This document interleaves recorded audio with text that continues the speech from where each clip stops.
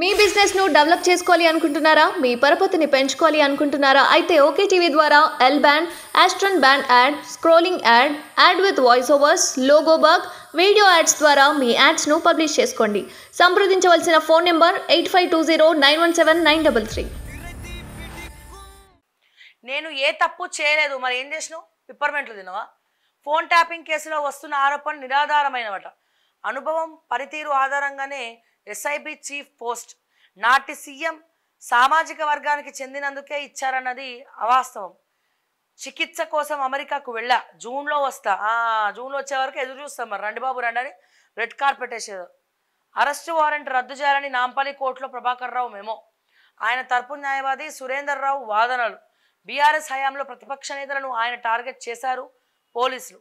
వాదనల అనంతరం తీర్పును రిజర్వ్లో పెట్టిన కోర్టు. ఒక పక్క హీరోయిన్ల ముచ్చట్లు, వాళ్ళ ఫోన్ చాటింగ్లన్నీ ఎన్నుకుంటా, వాళ్ళని ఎమోషనల్ బ్లాక్మెయిల్ చేసుకుంటా, మీ కానిస్టేబుల్ ఆడోళ్ళను 40 మందిని గజ గజ గజ వణికించుకుంటూ వాళ్ళు అన్ని రకాలుగా వాడుకొని బ్లాక్మెయిల్ చేసి చిత్రహింసలు పెట్టి, కానిస్టేబుల్ సైతం ఈ ఫోన్ ట్యాపింగ్ని అడ్డు పెట్టుకొని గజ గజ గజ గజ వణికించి ఎంతో మంది ఎమోషనల్ బ్లాక్మెయిల్ చేసి ఆస్తులు, స్థిరాస్తులు, బిజినెస్ బ్లాక్మెయిల్, 3rd డిగ్రీలు ఇవన్నీ ఉపయోగిస్తే నువ్వు శుద్ధపూసలాగొచ్చి అయ్యో నేను క్యాన్సర్ ట్రీట్మెంట్ తీసుకుంటున్నానండి, అమెరికాలో ఉన్నానండి, జూన్కి వస్తానండి, నేను వచ్చేసరికి మీరు హారతుల పళ్ళం రెడీగా పెట్టుకోండి అని చెప్పి శుద్ధపూస మాటలు చెప్తావేందయ్యా ప్రభాకర్ రావు?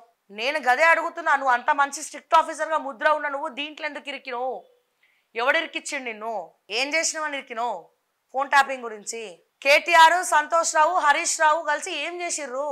ఫోన్ ట్యాపింగ్లల్లా ఏం చేసిర్రు? వాళ్ళు ఒక్కడన్నా చెప్తుండా నీ దిక్కు వచ్చి మేము చెప్తేనే చేసిరు అంటలేరు, వాళ్ళ బాధ్యత వాళ్ళు చేసిరు అంటారు. అంటే ఈ కేసులన్నీ కూడా వాళ్ళ చుట్టూ కాదు, నీ చుట్టూ ఇరుక్కపోతున్నాయి. దీనికి సమాధానం ఏం చెప్తాం?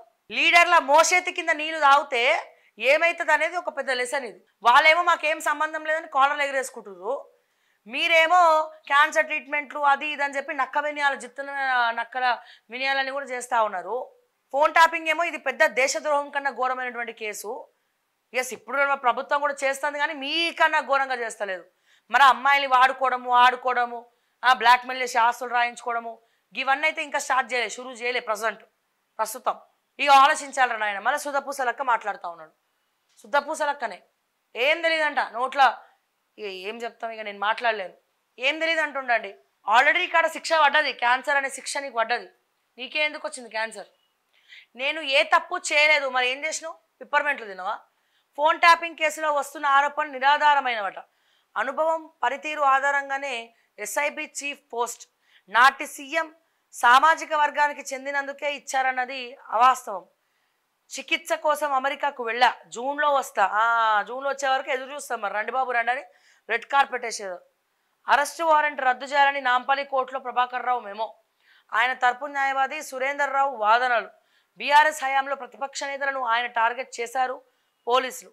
వాదనల అనంతరం తీర్పును రిజర్వ్లో పెట్టిన కోర్టు. ఒక పక్క హీరోయిన్ల ముచ్చట్లు, వాళ్ళ ఫోన్ చాటింగ్లన్నీ ఎన్నుకుంటా, వాళ్ళని ఎమోషనల్ బ్లాక్మెయిల్ చేసుకుంటా, మీ కానిస్టేబుల్ ఆడోళ్ళను 40 మందిని గజ గజ గజ వణికించుకుంటూ వాళ్ళు అన్ని రకాలుగా వాడుకొని బ్లాక్మెయిల్ చేసి చిత్రహింసలు పెట్టి, కానిస్టేబుల్ సైతం ఈ ఫోన్ ట్యాపింగ్ని అడ్డు పెట్టుకొని గజ గజ గజ గజ వణికించి ఎంతో మంది ఎమోషనల్ బ్లాక్మెయిల్ చేసి ఆస్తులు, స్థిరాస్తులు, బిజినెస్ బ్లాక్మెయిల్, 3rd డిగ్రీలు ఇవన్నీ ఉపయోగిస్తే నువ్వు శుద్ధపూసలాగొచ్చి అయ్యో నేను క్యాన్సర్ ట్రీట్మెంట్ తీసుకుంటున్నానండి, అమెరికాలో ఉన్నానండి, జూన్కి వస్తానండి, నేను వచ్చేసరికి మీరు హారతుల పళ్ళం రెడీగా పెట్టుకోండి అని చెప్పి శుద్ధపూస మాటలు చెప్తావేందయ్యా ప్రభాకర్ రావు?